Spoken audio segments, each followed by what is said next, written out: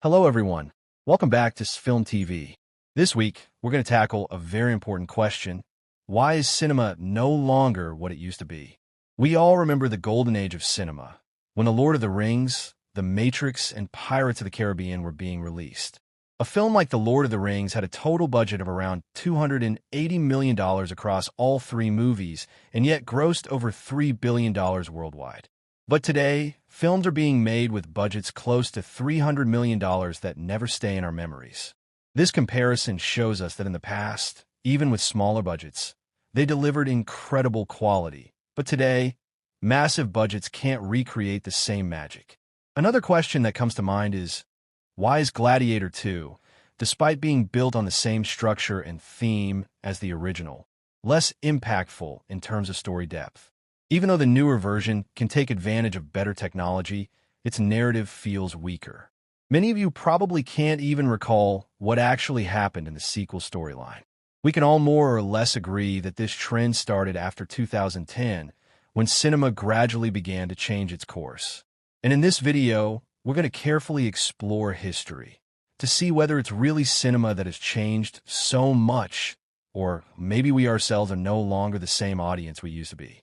We'll try to understand the difference between us and those who went to the theater 50 years ago to watch Jaws. Back then, long lines would form to see such films. People would faint in the cinema, many would vomit, and ambulances would wait outside the theaters. The film remained on screen for 2 years straight. But today, if we watch that same film on our computers, not only is it not scary, but it doesn't really offer us anything special anymore. By finding the answer to this question, we can understand what really happened. For example, Warner Brothers recently canceled Tom Cruise's new movie, and we see why Christopher Nolan insists so much on IMAX cinema. Everything started in 2007, when several historic turning points happened simultaneously and changed our lives forever. That was the year Steve Jobs unveiled the iPhone. And in the very same year, Netflix, on its 10th anniversary, decided to launch internet streaming. Netflix had been founded in 1998 and until 2007 was only renting DVDs. But in 2007, it decided to expand through the internet and let people watch films directly on their computers. That was the birth of a new threat in the entertainment industry. The key point is that this was the second time cinema had faced such a threat, and this time it was better prepared. Before the 1950s, cinema reigned supreme as the fortress of entertainment. Nothing could replace it. The largest screen, the loudest sound people had ever heard, and above all, it was a major social event. Statistics show that before the 1950s, 60% of people went to the movies every week, compared to only 30% who went to church weekly. This means cinema was such a huge social event that it was twice as attractive as God. Why? Because outside of the cinema halls, the media landscape was very poor. Media was reduced to words printed on paper, nothing beyond that. But in the 1950s, radio waves gave birth to a new rival for cinema, home television. Now people could be entertained at home. It's estimated that by the 1970s, television had cut cinema's audience in half, meaning ticket sales dropped by 50% compared to before TV. At that point, cinema made a very smart move to save itself. It realized it was no longer the fortress of entertainment and had to convince people to come to theaters because people no longer had the automatic motivation to go. So filmmakers adjusted their approach, and blockbusters were born as a response to television. Big budget, flashy, action-packed films. Then cinema changed the dimensions of its screens. The screens became wider. That's why, when some of you download classic films today, you see black bars on the left and right because back then screens were square. But now, when you download films, the black bars are on top and bottom because modern cinema screens are wider. This, too, was a reaction to television. Cinema created an excitement in theaters that people simply couldn't experience anywhere else. In this way, cinema once again rose back to the fortress of entertainment, crushing its rival, the radio waves, to the ground. But in 2007, cinema suddenly had to face two very serious rivals at the same time. Small screens, computers that could now fit in our pockets and travel everywhere with us, and the internet. The key point here is What does the internet actually give us? Everything the internet gives us can be summed up in one word: control. As viewers, we gained complete control over the content we consumed. We had access to a vast ocean of recorded images. We could choose what to watch, when to watch it, and even where: at home, on the subway, anywhere. We could decide the speed. If we felt short on time, we could increase the playback speed. We could skip parts. We could even break it up, watch one segment now and another later. In short, everything was under our control. And if you're wondering how psychologically important this is, cinema itself once ran a very interesting experiment. They showed the same film to two groups of people. The first group watched it in a theater, sitting down until the end with no control over the playback. The second group watched it on their laptops, able to do whatever they wanted with the film. The results were surprising. Only 6% of the theater group reported losing track of time and becoming fully immersed in the story. But on the other hand, 60% of those watching on laptops felt the same immersion, just because they knew they had the power to pause or stop the film at any moment. Simply the thought of having control significantly changed the way people experience content. That's exactly why when you sit down to check Instagram, time suddenly slips away from you. And here's where we can see cinema's first reaction between 2008 and 2010. This was when the first superhero films and the high-octane editing style of Michael Bay entered the scene, designed to convince audiences that cinema was still the fortress of excitement. The message was clear: the highest dopamine hit could still only be found on the big screen. And this strategy more or less worked. Cinema managed to attract a new wave of audiences, keeping this momentum alive until around 2012. That year, with the release of The Avengers, they felt confident they had crushed their new rivals as well. The film's box office performance was so strong that producers realized they could use the formula of sequels and spin-offs to keep pulling people into theaters. Very quickly, other studios began developing their own cinematic universes, franchises, and endless sequels. But this was the beginning of a vicious cycle that experts call Ouroboros. The word refers to the ancient Egyptian symbol of a serpent eating its own tail, representing an endless cycle. In cinema, it symbolizes this self-consuming loop. When people lack motivation to go to theaters, since they can be entertained easily at home, the risk of box office failure skyrockets. Actor Matt Damon explained this problem in a recent interview. When asked why ordinary films like those made in the past are no longer being produced, he gave this example. He once brought a romantic script to a producer he'd worked with for 20 years. The producer told him, "If I make this film, it'll cost me $25 million to produce and another $25 million in marketing. That's already $50 million. And since half the box office revenue goes to theaters, the film would need to gross at least $100 million just to break even. Only after that will we start making profit. Now tell me, what's the story that's supposed to make $100 million? Just a simple romance." In other words, the financial risk of producing ordinary films had become astronomically high. So where did the money go instead? Producers realized that if they invested in familiar names, audiences were far more likely to buy tickets. As a result, new and original ideas were completely rejected by producers, and the focus shifted almost entirely toward building franchises and sequels. On the other side, audiences themselves were also chasing nostalgia. They wanted to relive their old memories. So, they would buy tickets to movies with familiar names. This sent a clear message to producers. If you make sequels or franchises, your investment is guaranteed to pay off. As a result, producers became even more motivated to throw innovation away and focus only on spin-offs and sequels.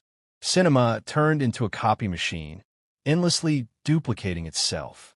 Instead of funding a wide range of new projects, studios preferred to make just a handful of massive, high-budget films with higher chances of box office success. And this created a vicious cycle. Producers made repetitive films, and people kept showing up to watch them. That's how we ended up with soulless reboots, like the Jurassic Park reimaginings. If you want to see just how bad things have gotten, in 1994, among the top 10 highest-grossing films, only 2 were sequels or repeats. The rest were originals like Forrest Gump and The Lion King. Fast forward 30 years to 2024. All 10 of the top-grossing films were sequels or reboots, from Wolverine to Despicable Me. Things got so bad that even Kung Fu Panda 4 was running in theaters. In other words, cinema had become completely dependent on its past, terrified of its future. So within just 5 years, from 2007 onward, cinema had proposed only two solutions to remain entertaining. Push visual effects to the extreme, making films flashier than ever, with superhero movies at the forefront. Build franchises to lure audiences with familiar names. But the world was changing far too quickly. In 2012, two new rivals appeared: algorithms and streaming platforms. That was the year Instagram launched its Android version powered by an algorithm-driven feed. At the same time, streaming services weren't sitting idle. They realized that if theaters could pull audiences in, they could do the same, but by creating exclusive content. Netflix entered the arena as the first true streaming studio, producing House of Cards under its own banner. Suddenly, cinema had to face what would become its toughest rival ever: the algorithm. To fight back, cinema once again had to reinvent its form. And that's exactly why modern films feel so different compared to older ones. In cinema, this shift is called content making. Content has very specific traits. Just like Instagram clips, it delivers instant feelings: a laugh, a scare, a shock in the moment, then pushes you to the next clip, the next emotion. Intense, yes, but fleeting and shallow. Cinema saw its rival doing this and couldn't accept losing its crown as the fortress of entertainment. So it adapted, turning itself into a content factory. That's the exact difference between the Lord of the Rings films and the Lord of the Rings TV series, or between the two Gladiator movies. The older version created a deep drama, the story of a boy who lived under his father's shadow, mocked as weak, dismissed as a mom's boy. When he discovered his father didn't want to crown him king, but intended to hand the throne to someone else, his reaction was tragically human. He killed his own father, committing a crime born from pain and pride. That kind of story carved a permanent place in our memories. Timeless, deeply human drama. But the newer version tries to compete with algorithms and the high dopamine rush of instant entertainment. It focuses on CGI spectacle, like flooding the Colosseum with water just to unleash a shark fight. The purpose is obvious: to deliver momentary excitement, not depth. That's why Martin Scorsese once said that Marvel films and superhero cinema in general are like theme parks. He wasn't mocking them. He was making a professional observation. These films are built for momentary thrills, much like playing with toys, not for deep storytelling. And that wasn't the only impact. Remember, cinema was facing two rivals at once. The first was algorithms, and the second was streaming platforms creating their own films and series. In 2012, Netflix introduced its own filmmaking formula, what it called the Save the Cat structure, and began reshaping the industry. Screenwriting formulas have existed for over 100 years. Traditionally, it was always said that film should have 3 acts: Act 1 for character introductions, Act 2 for rising events, and Act 3 for the climax and resolution. These structures were meant only as guidelines for screenwriters. But Netflix turned those guidelines into strict rules, a template to be followed at all costs. And how did they build this template? Through something called market testing. This was a brand new phenomenon, storytelling shaped entirely by test results. The revenue model for streaming is completely different from that of cinema. In theaters, people have to buy a ticket. On streaming, what matters is watch time, how many hours viewers spend on the platform. The more time you stay hooked, the more money the company makes. It's exactly the same for YouTube. They don't care if you liked or disliked a video, only how long you stayed on the platform. So Netflix doesn't care whether you watch a movie to the end, whether you love it, or whether you hate it. What matters is keeping you on the service. To achieve that, they engineer your experience. They analyze exactly where audiences laugh, where they rewind, where they skip ahead, where they drop off, and which scenes they replay. Then, based on the behavior of millions of viewers, they design a formula. The template dictates where a joke must appear, how long to wait before the next joke, how many minutes later a dramatic twist should happen, when the music should rise, when it should fade. Everything becomes standardized, almost mechanical. And believe it or not, screenwriting at Netflix works like an assembly line. Streaming companies hire writing teams where each writer is responsible for a different element. One writer creates characters, another writes dialogue, another specializes in adding jokes. That's why when you're watching a movie, a random joke sometimes feels out of place, because the person who wrote it isn't the one telling the main story. What you end up with is a formula-based script packed with everything the market tests say people enjoy. Take Red Notice as an example. It has jokes, it has A-list actors, it has action scenes, suspense, emotional beats, everything the algorithm predicted audiences want. And yet, despite all that, the film feels hollow and soulless. Because this model of screenwriting isn't about art. It's about creating a product optimized for maximum consumption. In this system, you could never write a film like, say, 7N. Even big-budget blockbusters of the past, like Jurassic Park or Titanic, invested heavily in character development to build deep, lasting stories. This new method of filmmaking has a name: the McDonaldization of cinema. Just like fast food, it produces a standardized, mass-market product designed to be as globally appealing and economically efficient as possible. From 2012 until now, cinema has been struggling with these two rivals, algorithms and streaming platforms. And the result is clear today. Audiences are exhausted, and the entire cinema industry feels repetitive and stale. In the past, movies like The Exorcist could stay in theaters for 2 years. Before COVID, films lasted around 90 days on the big screen. Now, theaters beg to keep films running for even 45 days. Some genres have gone completely extinct from cinema, like romantic comedies or large-scale annual dramas. Those types of films have moved entirely to TV or streaming. A movie like Happy Gilmore was once a theatrical release, but its sequel was made exclusively for Netflix. Even Martin Scorsese himself can no longer secure theatrical budgets for his films. He now turns to streaming platforms to make his passion projects. So what happens next? The answer is that studios have already started to notice this problem over the last 2 years. That's exactly why Warner Brothers canceled Tom Cruise's new movie, because they've realized the system must change. And just a few weeks ago, Warner Brothers broke a historic record. They released 6 films in a row, all of which grossed over $40 million each. Most of them were original stories with completely new ideas, produced on modest budgets.